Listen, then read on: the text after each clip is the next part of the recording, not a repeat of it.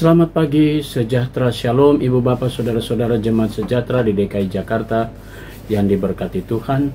Salam sehat semua. Ibu Bapak, Saudara-saudara, anak-anak yang diberkati Tuhan, shalom semuanya. Damai sejahtera Tuhan Yesus ada bersama kita. Pagi hari ini kita semua dengan semangat yang baru, kita semua senantiasa merasakan bahwa kasih sayang Tuhan Yesus tidak pernah meninggalkan kita semua. Dan itu terbukti ketika Bapak, Ibu, Saudara-saudara, anak-anak kita semua kembali memasuki minggu kerja kita yang baru. Mari sebelum kita menjalani dan mengisi hari-hari kita mempersiapkan diri untuk kita bersama-sama menggumuli firman Tuhan. Kita berdoa. Bapa di surga, pagi yang indah ini kembali kami datang sujud menyembah dalam doa syukur kami. Kami bersyukur atas segala berkat Tuhan. Sebelum kami melangkah dan mengisi kami di hari yang pertama di pekan yang baru ini, kami ingin Tuhan perlengkapi kami dengan Roh Kudus-Mu, di dalam kami memahami firman-Mu. Setelah kami mengerti akan kehendak-Mu, kami berlakukan firman Tuhan di setiap langkah hidup kami hari ini. Kami serahkan doa kami dalam nama Tuhan Yesus, firman yang hidup. Amin. Bapak, Ibu, Saudara-saudara, anak-anak yang diberkati Tuhan, bacaan Alkitab kita di pagi hari ini terambil dalam kitab 1 Raja-Raja Perjanjian Lama, pasalnya yang kelima, pada ayatnya yang ke-7 sampai 9, dan penekanannya ayat ke-8. Hiram lalu mengutus orang kepada Salomo. Katanya, "Aku telah mendengar pesan yang kau kirim kepadaku. Aku akan melakukan segala yang kau kehendaki tentang kayu aras dan kayu sanobar." Demikian firman Tuhan. Judul yang menjadi landasan renungan kita, tegak lurus.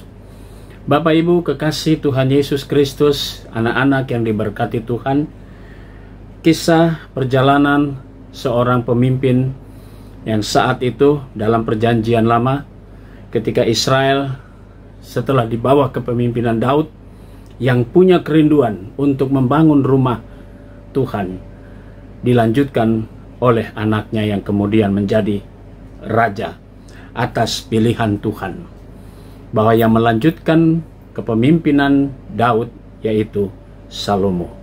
Salomo dipilih Tuhan, dan karena itu dia juga tahu hubungan ayahnya dengan Tuhan begitu harmonis, dan dia sudah melihat didikan ayahnya, kedekatannya dengan Tuhan begitu indah, dan Salomo pun melanjutkan.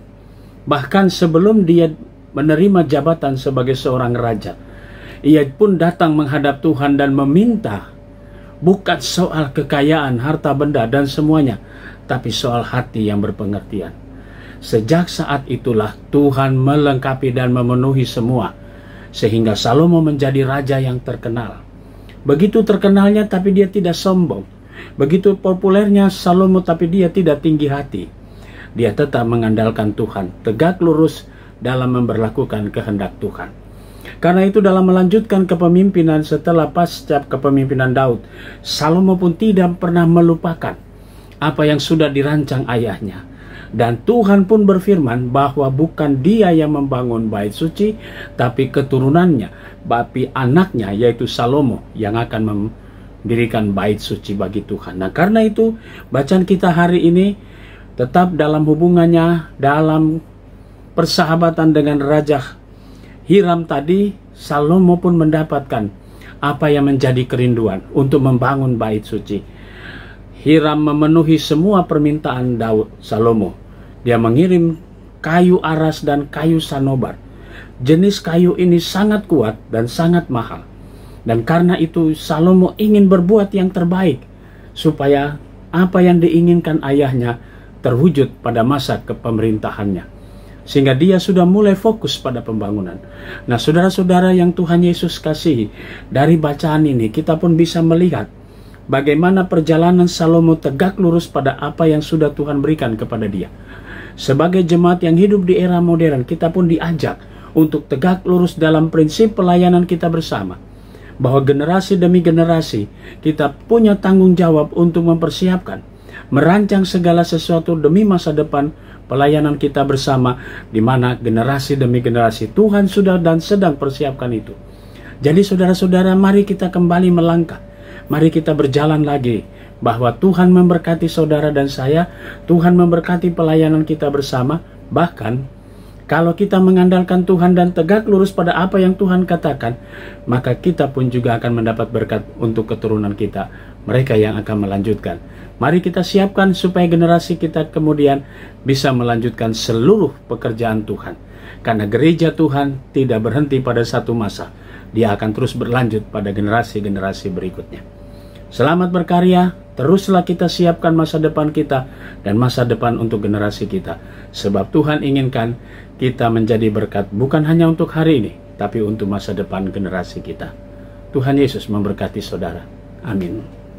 Mari kita satu dalam doa. Bapa di surga, di pagi ini kami kembali naikkan pujian dan syukur bagi kemuliaan nama-Mu. Engkau sudah memberkati kami, dan pagi ini kami ingin mendoakan jemaat sejahtera di sektor pelayanan 1. Kami berdoa untuk keluarga Ibu Siana Pangkai dan keluarga Bapak Dumai Wongkaren. Tuhan memberkati keluarga-keluarga ini dengan berkat-berkat Tuhan. Kami juga mau berdoa ya Bapak di surga untuk jemaat Tuhan yang sakit. Tuhan berkati sektor pelayanan 1, Bapak Gultom, biarlah dalam proses pemulihannya Tuhan Yesus memberkati. Terima kasih ya Bapak di surga. Kami berdoa juga untuk pegawai kantor gereja Koster Keamanan. Tuhan berkati saudara-saudara kami dalam karya kerja mereka.